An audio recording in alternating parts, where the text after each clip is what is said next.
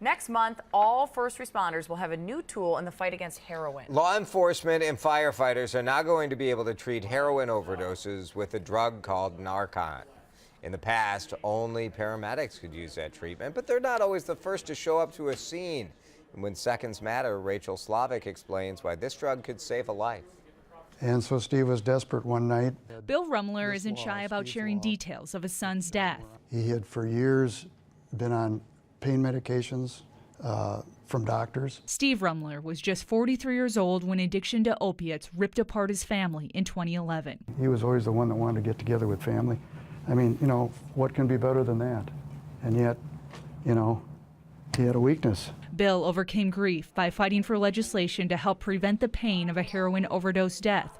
Victory came this year with a law allowing all first responders to treat overdose patients with a drug called Narcan. The Narcan blocks the uptake of these drugs and restores their breathing. The Hennepin County Sheriff's Office will be the first in the state to use it in the field. We arrive at the scene, one officer will start taking the airway. 24 deputies are learning how to treat an overdose using the Narcan nasal spray. The Narcan will work after a milligram or two, and then we'll start to wake up and at least restore their respiratory function so we don't have to breathe for them. The training comes at a crucial time as law enforcement respond to more and more heroin overdose calls. Last year we had 56 heroin overdose deaths in Hennepin County and thousands more who ended up in the emergency room as a result of an overdose. Steve wasn't able to overcome his demons, but for Bill, his son's death will help others live. It's a great feeling to know that at least, you know, he's living on in this effort.